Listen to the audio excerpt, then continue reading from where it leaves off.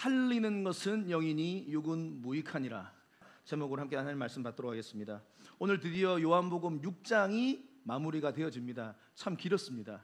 요한복음 6장에 보면 오병이어 기적 사건부터 시작해서 예수님께서 무리를 걸으신 사건, 그리고 그 이후에 수많은 사람들에게 내가 바로 생명의 떡이다, 나의 살을 먹고 내 피를 마시라, 생명의 말씀을 전하는 부분 길었습니다. 그리고 오늘 드디어 이제 마무리가 되어지는데요, 놀라운 사실은 오늘 이 수많은 기적과 놀라운 시간들보다도 오늘 더 충격적인 일이 있습니다. 그것은 뭐냐? 생명의 말씀을 들은 이 수많은 사람들이 두 부류로 갈라진다는 거예요. 몇 부류로? 두 부류로 갈라지는 거예요.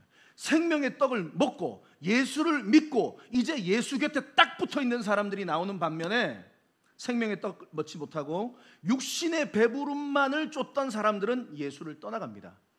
예수에게 붙은 사람들이 나오고요, 예수를 떠나가는 사람이 나오게 됩니다. 6장 66절 보십시오. 그때로부터 그의 제자 중에서 많은 사람이 떠나가고 다시 그와 함께 다니지 아니하였다. 예수의 따르는 제자들이라고 불리는 사람들 중에서도 많은 사람들이 예수를 떠나가 버립니다. 그리고 예수와 다시 함께 다니지 않는 일이 벌어지게 된 것이죠. 놀라운 일이죠. 다른 의미로 오병이어의 기적을 경험하고 생명의 말씀을 들었는데 분명히 주님이 말씀하셨어요. 내가 너희들에게 육신의 떡만 주러 온 것이 아니야. 나는 하늘에서 내려온 내가 생명의 떡이야. 나를 먹어, 나를 믿어, 내 살과 피를 먹어. 그러면 너희들에게 영생이 있을 거야. 내가 생명의 떡이야. 나를 먹어.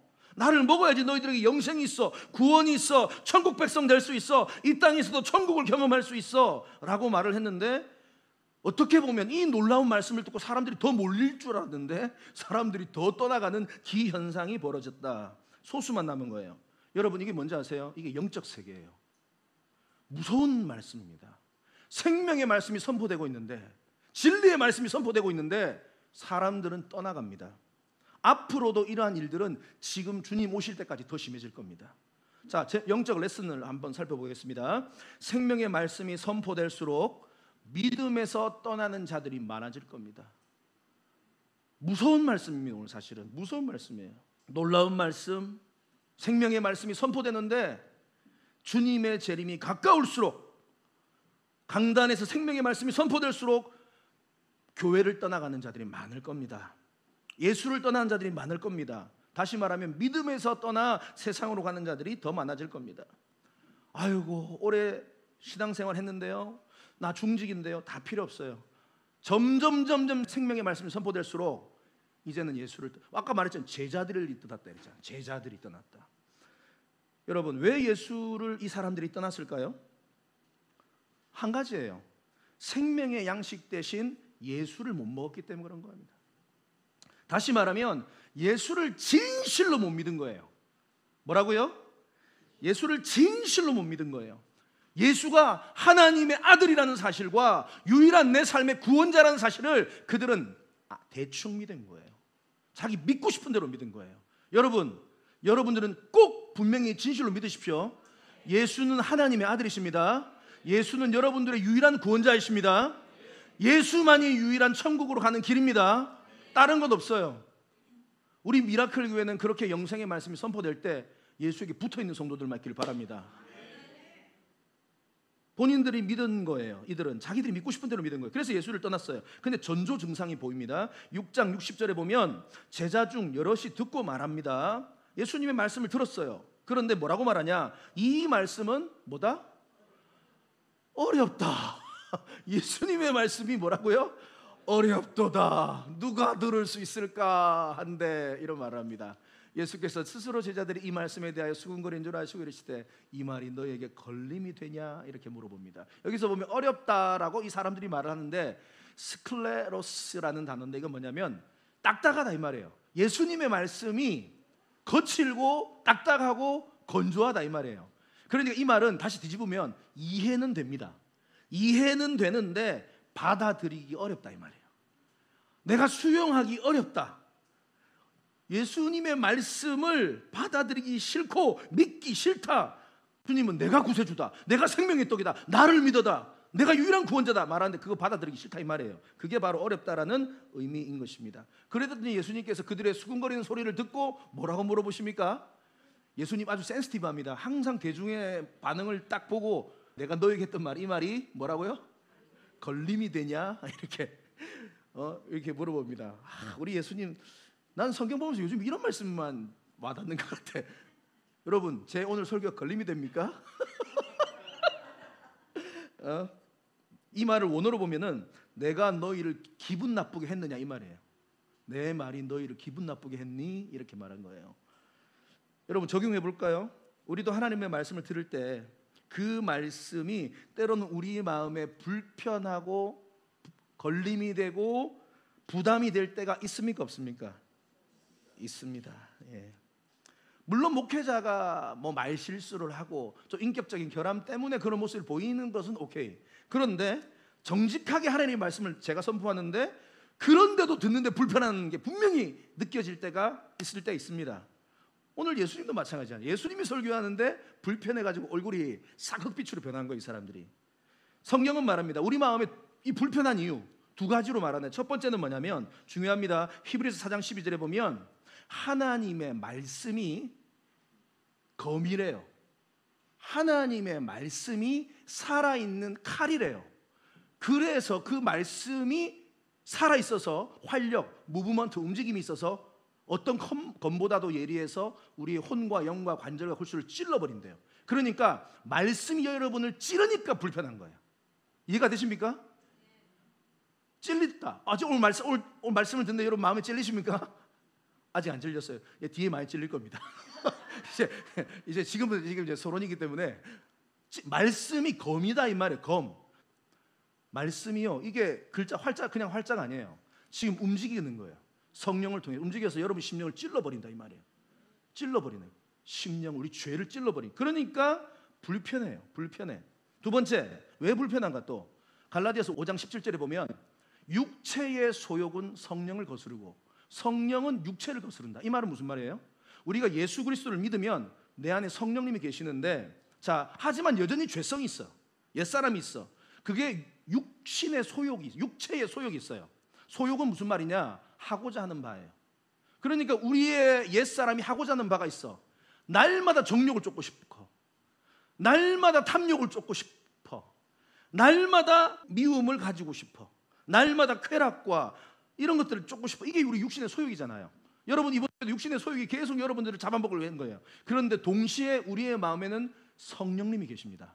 근데 성령님도 소욕이 있어요. 하고자 하는 바가 있어요. 이것은 예수님처럼 네가 살기를 바란다.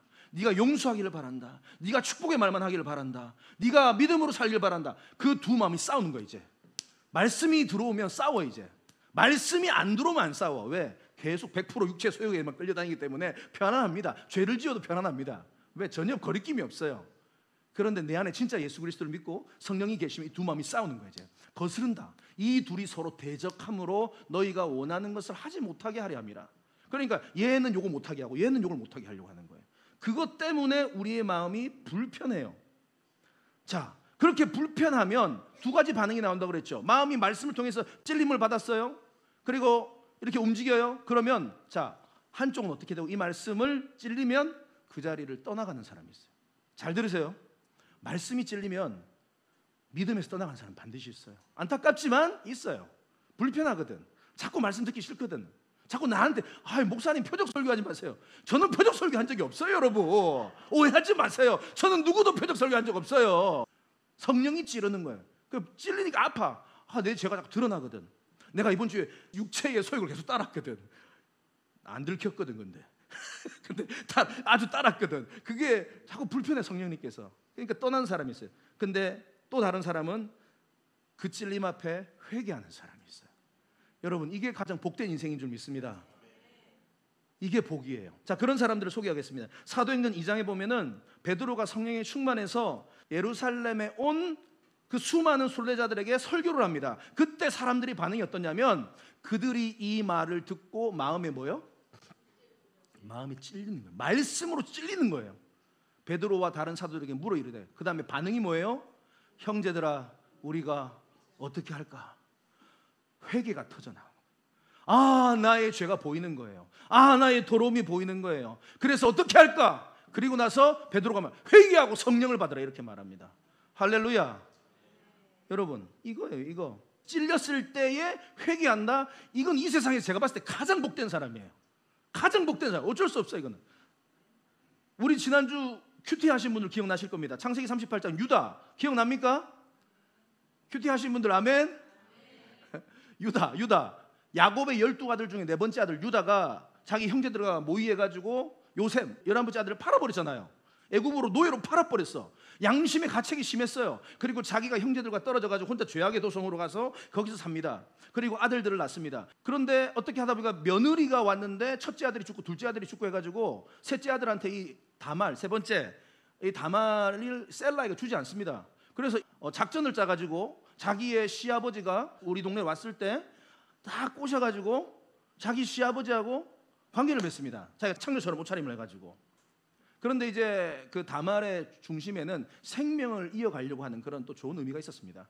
그런데 자꾸 유다가 자기를 힘들게 하니까 그래가지고 어떻게 보면 근실상간이죠. 해가지고 임신이 돼버렸어. 근데 유다는 그것도 모르고 창녀랑 잠을 잔 줄 알고 자기에 있는 끈과 지팡이와 노끈을 주면서 나 지금은 이제 돈 없는데 나중에 염소 한 마리 줄게. 그러면 나 염소 보내주면 그때 이거 바꾸자 해가지고 준 거예요.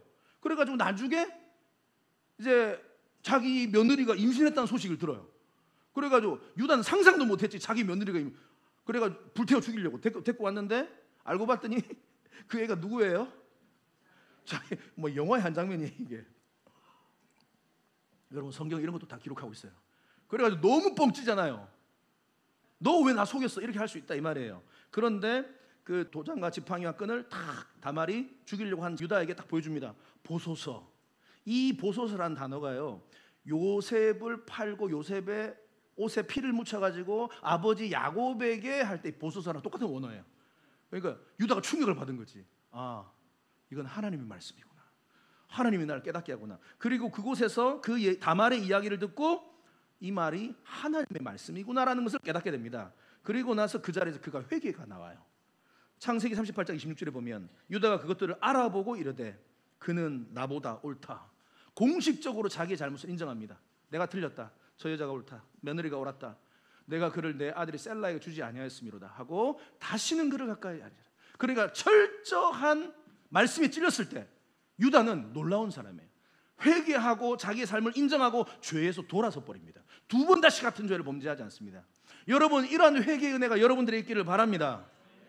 다윗도 마찬가지 아니에요. 왕이 되어가지고 교만해가지고 막 게을러 퍼져가지고 전쟁 나가야 되는데 전쟁도 안 나가고 왕궁 위를 느지막하게 거닐고 있다가 웬 여자가 목욕하는 거 바라보고 막 눈이 그냥 많이 빠져가지고 범죄하죠. 밧세바를. 그리고 그 남편 우리아도 죽이죠. 그리고 철저하게 그 자신의 죄를 은폐합니다. 그런데 하나님의 선지자 누가 옵니까? 나단 선지자가 찾아와가지고 다윗에게 말합니다. 아주 양을 많이 데리고 있는 애가 있고 한 마리밖에 없는데 이 많이 데리고 있는 부자가 얘 한 마리 빼들어가지고 손님 대접했다. 그러니까 다윗이 뭐랍니까? 저런 죽일 놈 내가 잡아 죽여버리겠다. 어딨냐? 그러니까 나단 선지자가 뭐랍니까? Just you. 바로 당신이야. 딱 말합니다.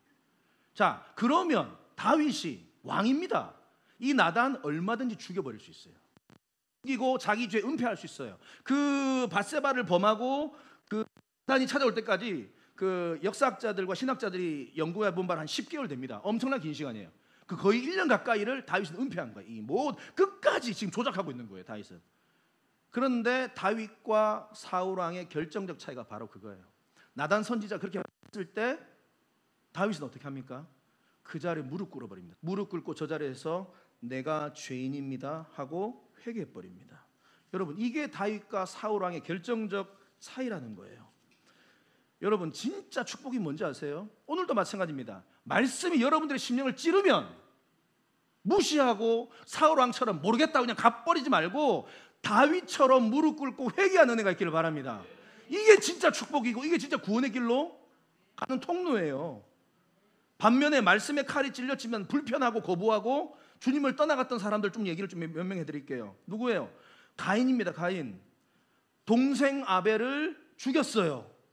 같이 예배를 드리는데 하나님께서 동생 아벨의 제사는 받는데 자기 제사는 받지 않아. 열등감, 시기심, 분노가 올라와서 돌로 쳐 죽여버립니다, 동생을. 그리고 하나님이 찾아옵니다. 그리고 물어봅니다. 뭐라고 물으면 너 왜 아우 아벨을 죽였어? 이렇게 안 물어봅니다. 왜 하나님이 저런 말씀하실까? 잘 보셔야 돼요. 창세기 4장 9절에 보면 죽인 그 이후에 찾아와서 여호와께서 가인에게 이르실 때 뭐라고 질문합니까? 너의 아우 아벨이 Where is he? 이렇게 물어봐요. 지금 하나님이 아벨이 어디 있는지 몰라서 물어봐요? 아니에요. 알아요. 저기 죽어서 지금 저 시신이 있는 거예요. 하나님 다 봤어요. 다 모든 현장을 봤어요. 그런데 왜 지금 이것을 물어봅니까? 에? 회개하라고. 지금 너 위치를 보라고. 이거는 축복의 말입니다. 가인에게는 기회 준 거예요. 찬스예요. 마지막 라스트 찬스다 이 말이에요. 여기서 만약에 다윗처럼 엎드렸으면 가인은 인생이 달라졌을 거예요. 그런데 뭐라고 말합니까? 그가 이르되 I don't know. Where is he? 난 몰라. 그거 어디 있는지 몰라. 그리고 나서 또 한마디 덧붙여. 내가 내 아우를 지키는 자입니까?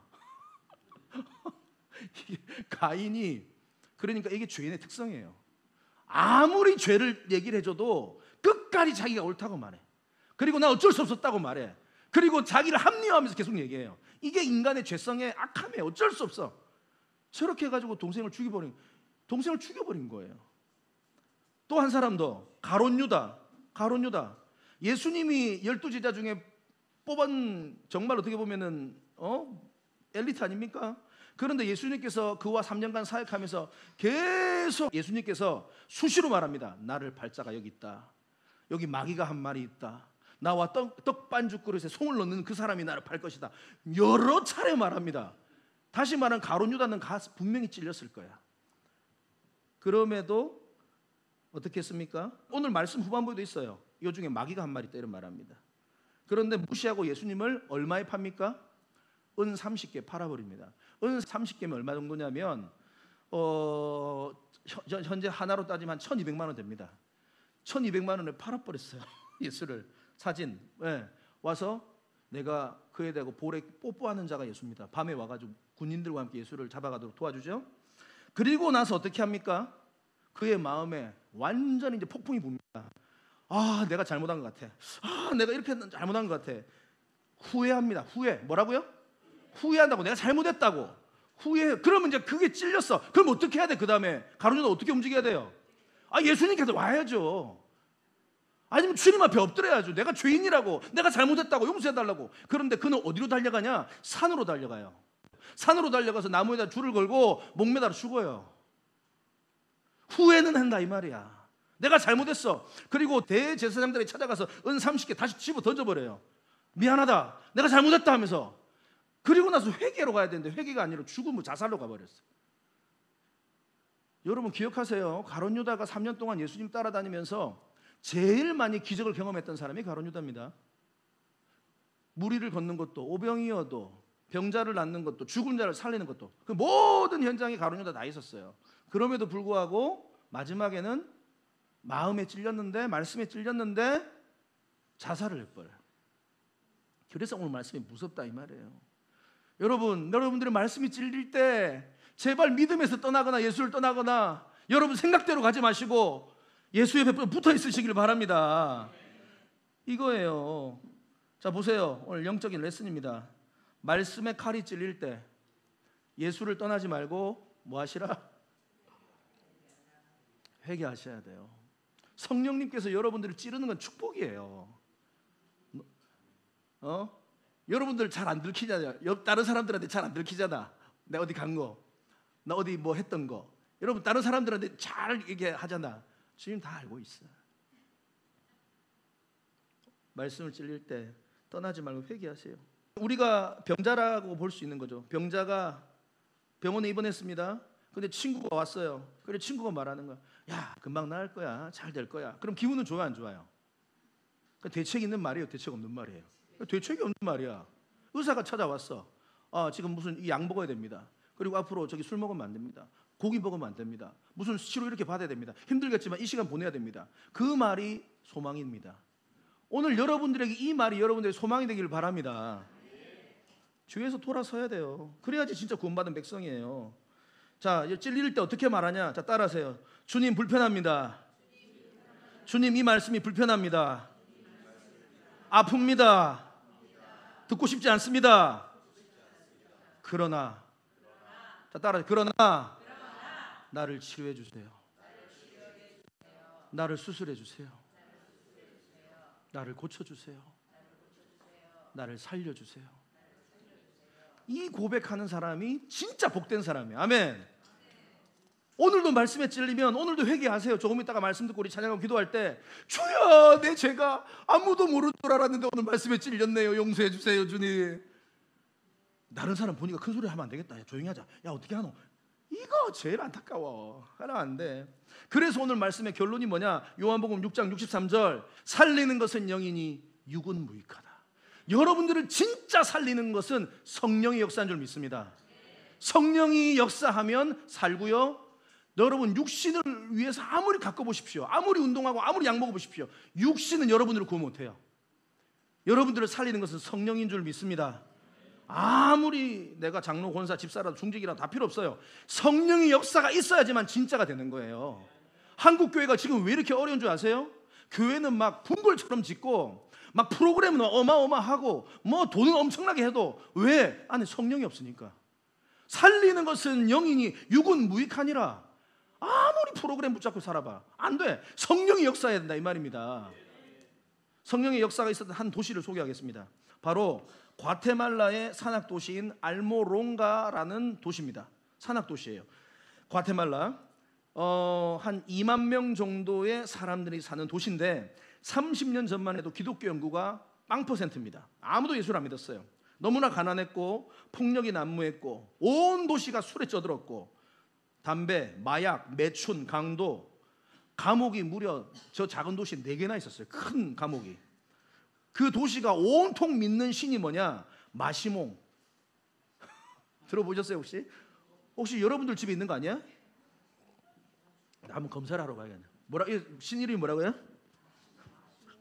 과자 이름 같기도 한데 마시몽. 저 모자를 쓴 인형이고 항상 담배를 피는 저 모습의 마시몽. 저 우상을 다 믿는 거예요. 완전히 영적으로 어두운 도시예요. 그런데 놀라운 사실이, 어떤 놀라운 사실이 있었냐? 한 사람 때문에 지금은 98% 예수를 믿어요.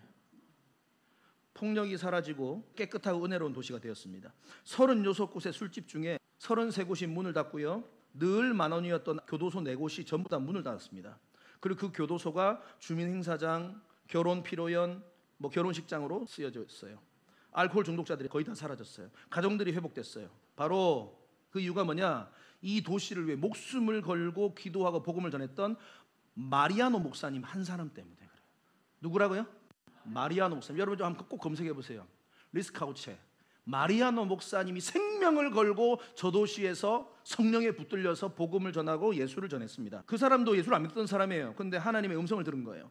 나를 섬기게 하기 위해 내가 너를 선택했다. 그 음성을 듣고 사명을 받고 이제 그 도시를 목숨을 건 겁니다. 기도했습니다. 그리고 나서 이제 영적 전쟁을 선포한 거예요. 그 도시에 일주일에 4일씩 금식했어요. 4일씩 금식하면서 우상이 떠나기를 기도했습니다. 영적 전쟁이 너무 심했어요.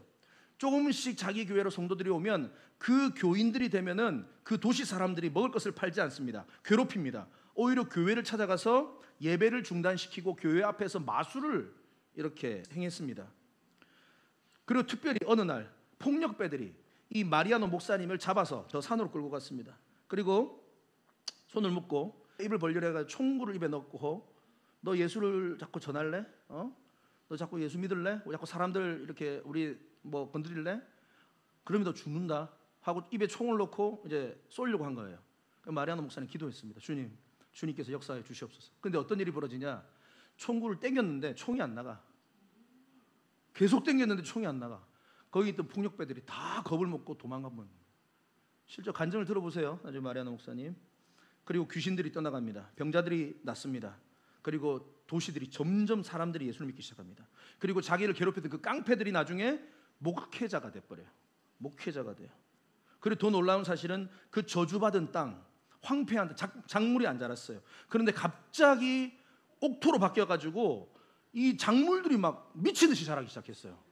그래가지고 온 도시의 소득이 몇 갑절이나 올라가 버렸어요. 살리는 것은 영이니 육은 무익하다. 성령님만이 여러분들을 살린 줄 믿습니다. 성령님만이 교회를 살리고요, 성령님만이 우리 가정을 살릴 줄 믿습니다. 그래서 성령님이 역사하시면요, 순종하셔야 돼요. 영적 레슨입니다. 살리는 것은 영이니 성령이니 육은 무익해요. 육신을 위해서 내가 무엇을 더 먹을까, 무엇을 더 마실까, 무엇을 더 입을까, 그것이 여러분들을 구원하는 게 아니에요. 살리는 것은 영이니 육은 무익합니다. 에스겔 37장에도 보면 성령의 바람이 붑니다. 그러니까 마른 뼈들이 일어나서 큰 군대를 이루는 환상을 에스겔 선지자가 보는 거예요. 내가 생기를 너에게 들어가게 한다. 생기가 그들에게 들어가매 곧 살아나 일어나 서는데 극히 큰 군대가 되니라. 아멘. 여러분, 이게 성령의 역사예요. 요한복음 6장 63절, 살리는 것은 영이 육은 무익하다. 여러분, 자, 이 성령의 역사는요, 결국 말씀을 통해서 역사하세요. 뭐를 통해서 역사한다고요? 말씀을 통해서 역사하세요. 오늘 제가 앞에 여러분들보다 인생을 더 오래 산, 저보다 더 오래 사신 분들이 더 많네요. 제가 뭐라고 이 자리에 서가지고 지금 말씀을 전하면 성령님이 저를 쓰시는 거예요. 오늘 저 입술을 쓰는 거예요. 그리고 여러분들을 살리려고 지금 쓰고 있는 거예요. 뭐를 통해서? 말씀을 통해서. 베드로가 전한 말씀, 나단이 전한 말씀, 예수님이 전한 말씀. 시편 119편 50절, 이 말씀은 나의 고난 중에 위로라. 주의 말씀이 나를 살리셨다. 히브리서 4장 12절, 아까도 봤던 말씀이죠. 하나님 말씀이 살아있는 거예요. 움직임이 있어요. 그래서 검이 되어서 우리의 모든 영과 혼과 골수를 찔러 쪼갠다. 자, 여기 영적 레슨입니다. 성령의 역사는 무슨 역사라고요? 말씀이에요. 말씀. 그래서 오늘 이 시간, 여러분, 생명의 말씀이 흘러나가는 이 시간이요, 여러분들의 인생에 어떻게 보면 가장 복된 시간이에요. 이거를 깨닫는 자가 복된 자인 줄 믿습니다. 말씀의 검에 찔린 무리들 오늘 다 떠났어요. 안타깝지만 떠나버려요. 거의 다 떠나버려요. 소수만 남았어요. 안타까운 현장이죠.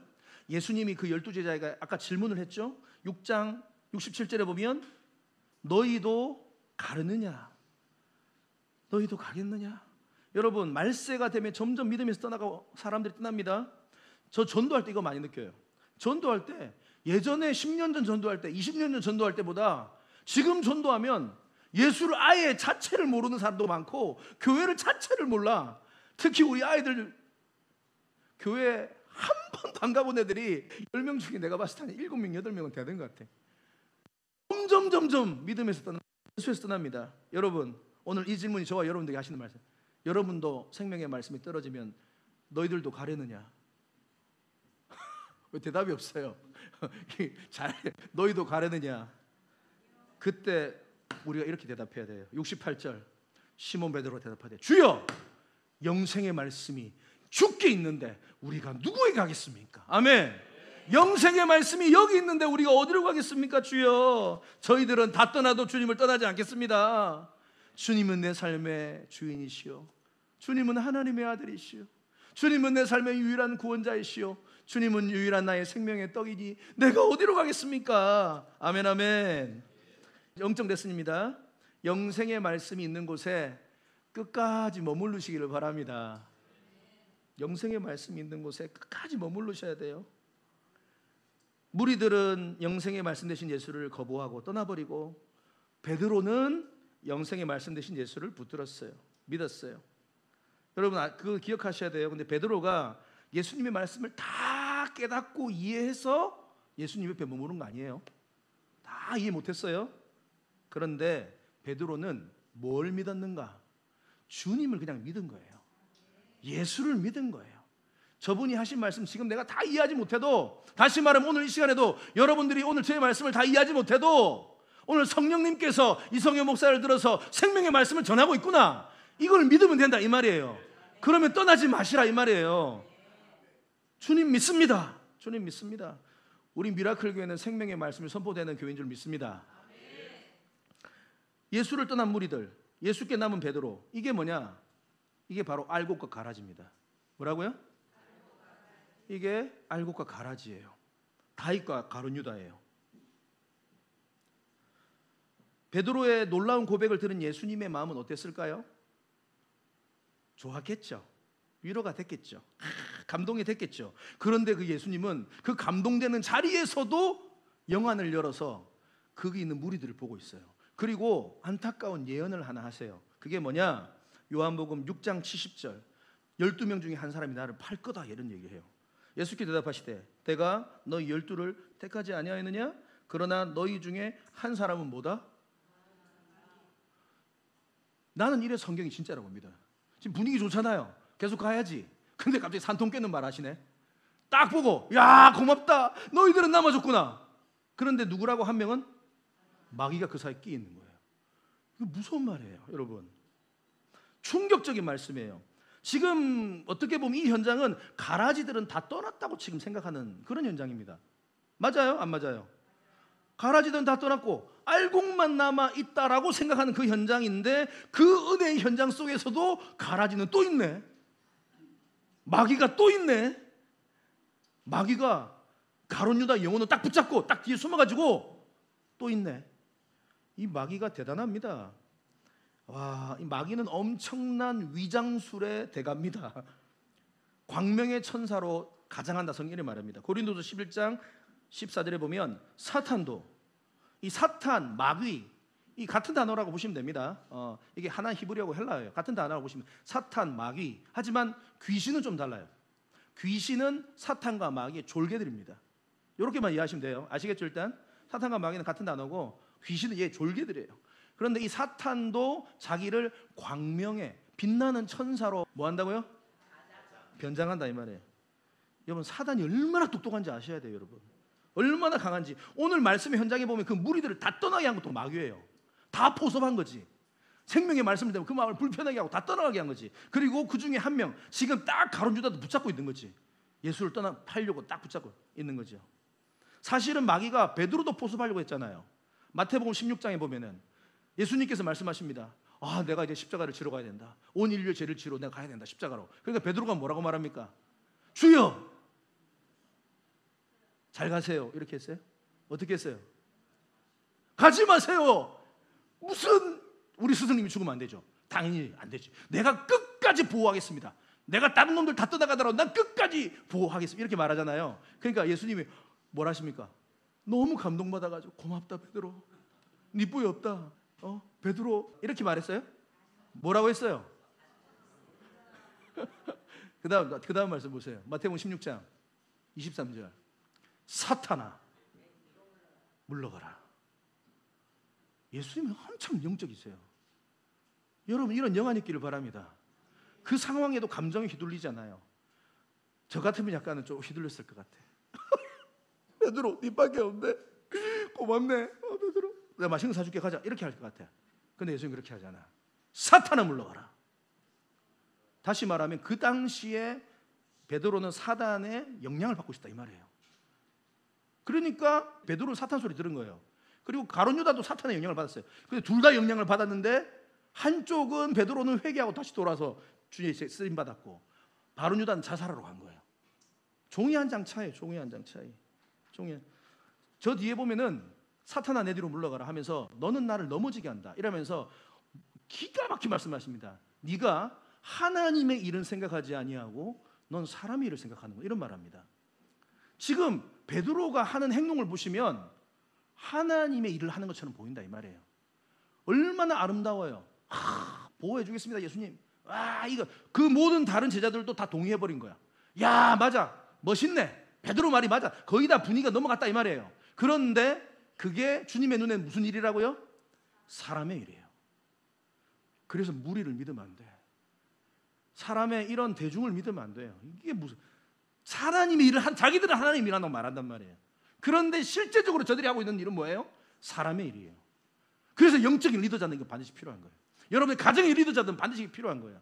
정말로 이게 하나님의 일은 고통스러워요. 하나님의 일은 지금 십자가를 지러 가는 거예요. 하나님의 일은 지금 자기를 죽이는 거예요. 그게 하나님의 일이에요. 예수님 그걸 붙잡은 거예요. 그런데 대중은 그렇게 생각하지 않아요. 사람의 일이라고 말해요. 이 마귀가 에덴 동산까지 침입해 왔죠. 그래가지고 뱀의 모습으로 하와도 속여가지고 아담도 속이고 그래가지고 박살 내버리죠. 에덴 동산을 우리까지 영향이 왔잖아요. 자, 그래서 여러분 우리가 사단의 역사를 늘 경계해야 되는데 베드로전서 5장 8절 말씀입니다. 여러분 꼭 기억하세요. 사단은 지금도 우는 사자처럼 삼킬 자를 찾아다니고 있어요. 오늘 이 시간에도 사단은 지금 성령님께서 이 자리를 보호하고 계신 줄 믿습니다. 하지만 지금 이 자리 저 바깥에 대기하고 있다 이 말이에요. 지금 엘리베이터 옆에 서 있다 이 말이야. 보이세요?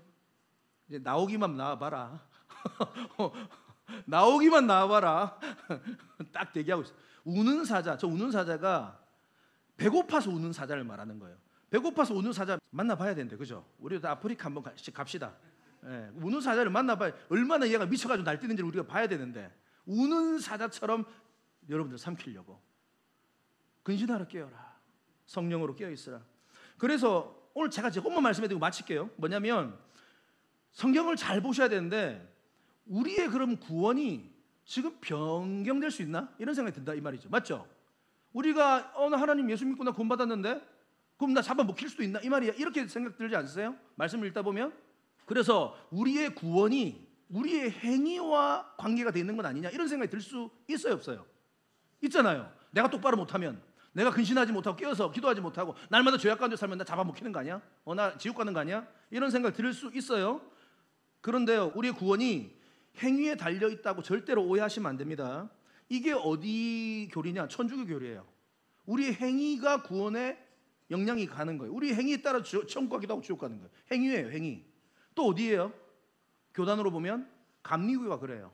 그 알미니안들, 알미니우스. 감리교가 물론 선한 일을 많이 합니다. 그런데 왜 그렇게 선한 일을 많이 하세요? 행위가 있어요.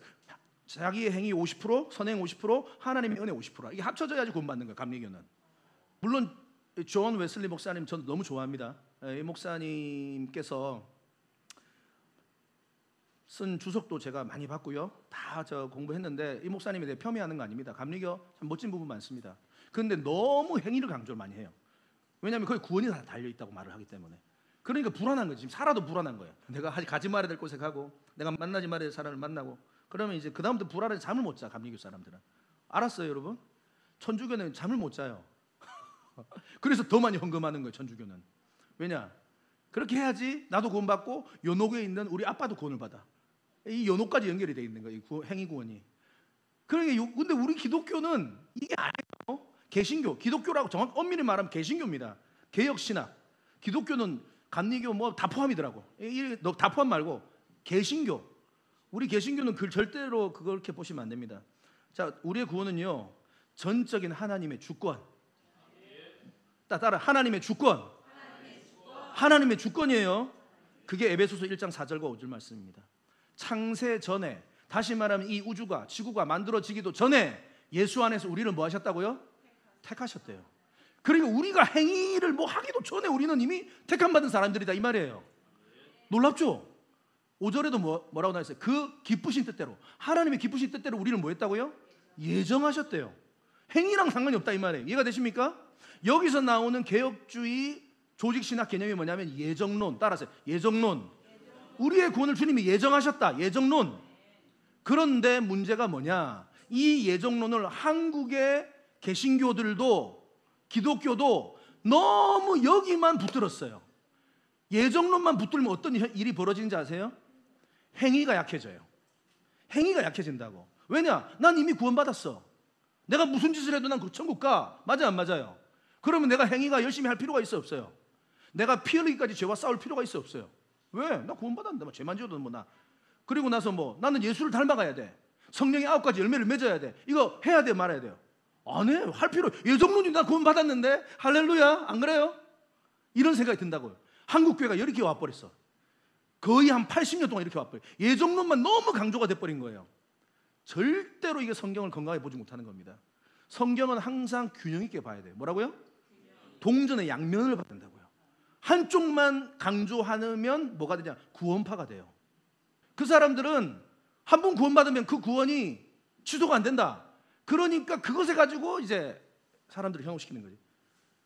그래서 여러분 이 말씀을 두 개를 같이 봐야 돼요. 에베소서 1장 4절 5절만 보면 안 돼요. 마태복음 7장 21절 보여주세요. 나더러 주여 주여 하는 자마다 다 천국에 들어갈 것 아니다. 교회 와서 막 예배하고 찬양하고 막 헌금 많이 하고 막 내가 뭐 종교 생활했다. 그것으로 만족하고 나 구원받았어. 안정감 누리는 자 다 천국 못 들어간다. 뭐예요? 다만 하늘에 계신 내 아버지의 뜻대로 행하는 자만 천국에 들어간다. 그런데 한국 교회는 이 말씀을 강조를 안 하거든. 똑같은 성경인데 왜 에베소서 1장만 강조해요? 마태복음 7장도 있는데. 이것 때문에 한국 교회가 다 망해버린 거예요. 한국 교회 욕 들어먹는 거예요. 한국 교회가 손가락질 받는 거예요. 하늘에 계신 내 아버지 뜻이 뭐예요? 하나님 사랑, 이웃 사랑 아닙니까? 우리가 예수를 닮아가는 거 아닙니까? 육신을 쳐서 복종시키고 예수를 닮아가는 거 아닙니까? 힘들어도 원수까지 사랑하는 거 아닙니까? 그 아버지 뜻대로 사는 삶을 안 산 거예요. 마태복음 7장은 왜 무시하세요? 한국교회? 마태복음 7장 20절 이러므로 그들의 열매로 그들을 알리라. 저 사람이 구원받았나? 안 받았나? 딱 보면 알아요. 뭐? 그 삶의 열매가 맺어지는가? 정말로 예수 그리스도의 사랑, 이 열매는 뭐예요? 성령의 9가지 열매예요. 갈라디아서 5장에 나오는 사랑, 주님의 사랑이 있는가? 사랑, 희락, 기쁨이 있는가? 화평, 오래 참음, 자비, 양선, 충성, 온유, 절제. 절제하셨어요 이번 주에? 이 절제가 뭐예요? 프라우스, 말에 고삐가 물려져 가지고 주인이 컨트롤할 수 있는. 여러분 근데 컨트롤하는데 필요 없어. 고삐 빼고 나 가고 싶은 데 갈 거야. 만나고 싶은 사람 만날 거야. 나 뭐 했잖아요. 이거 열매 없는 거야. 그러면 열매로 그들을 알리라 했는데, 여러분 두렵고 떨림으로 오늘 말씀을 드려야 돼요. 빌립보서 2장 12절도 두렵고 떨림으로 너희 구원을 이루라. 이 구원은 두 가지입니다. 영혼의 구원과 삶의 구원이에요. 뭐라고요? 삶도 구원을 받아. 다시 말하면 주님은 우리의 영혼은 구원했지만 이 땅에서 우리가 지옥처럼 살기를 원치잖아요. 이 땅 이미 천국이 왔다는 말입니다. 그러니까 우리도 천국을 경험할 수 있어요. 예수와 함께, 성령님과 함께. 아시겠어요? 그래서 우리의 삶의 구원도 날마다 우리는 이루어갑니다. 그래서 두렵고 떨림으로 너희들의 삶의 구원을 좀 만들어 가라. 두렵고 떨림으로 말씀대로 좀 살아라. 여러분 에베소서 1장만 기억하시면 안 됩니다. 자, 에베소서 1장 따라서 에베소서 1장, 마태복음 7장. 이거 설교 안 한다고요, 한국교회 목사님들이. 이거 설교하면 어떤 일이 벌어진지 아세요? 다 예수를 떠나가고 불편하거든. 나 그렇게 못 살았거든. 이번 주도 내 마음대로 살았거든. 다 떠나간다고. 이거 하면은, 이 설교를 하면은. 영적 레슨. 아버지의 뜻대로 행하는 자 되셔서 천국 우리 다 같이 입성하시길 바랍니다. 그래서 저는 우리 미라클 교회가 하나님 역사하신다고 확신합니다. 말씀을 듣고 찔리는 게 두려워서 그렇게 말씀 못하는 목사님들이 너무너무 많거든요. 그런데 진짜 여러분들의 영혼을 사랑한다면 에베소서 1장만 강조하지 말고 마태복음 7장 또 다 뒤에 너무 많아요. 같이 우리가 강조돼야 될 줄 믿습니다. 말씀을 마무리하겠습니다. 사랑하는 성도 여러분, 오늘 이 시간에도 생명의 말씀 이 자리 가운데 선포가 되고 있는데요, 말씀의 칼날에 지금 여러분들의 심령이 찔리고 불편하다 그러면 믿음에서 떠나고 교회에서 떠나고 아예 교회 안 가. 아유 나 이제 내 마음대로 할 거야 그냥. 에휴, 그렇게 하지 마시고 다윗처럼 엎드려 회개하는 애가 있기를 바랍니다. 회개하시기 바랍니다. 회개하시기 바랍니다. 회개하시기 바랍니다. 그게 오늘 축복자예요. 오늘 기회가 있다 이 말이야. 기회가 있는 거예요. 기회가. 지옥 가가지고는 회개 못해요. 네. 두 가지를 같이 가지고 있어야 돼요. 그런데 저 사람 구원 받았나 안 받았나? 제가 100% 단정은 못 지어요. 근데 대략은 추측, 예측은 할 수 있어. 왜? 그 삶에 구원의 열매가 맺어지고 있거든. 느리더라도 더디더라도 맺어지고 있어. 구원의 열매가. 그럼 저 사람 구원 받은 백성 맞구나. 내 마음이 기뻐요. 여러분들의 삶에 구원의 열매가 많이 맺어지길 바랍니다. 살리는 것은 영이니 육은 무익합니다. 오직 성령만이 여러분을 살릴 줄 믿습니다. 그 성령의 역사는 말씀을 통해서 역사하십니다. 여러분 말씀이 주어질 때 아멘, 주여 나 아픕니다, 힘듭니다 하지만 나 살려주세요 말씀하시기 바랍니다. 그리고 아버지의 뜻대로 행하는 자 되셔서 꼭 우리 다 같이 천국에 입성하시는 은혜가 있기를 바랍니다.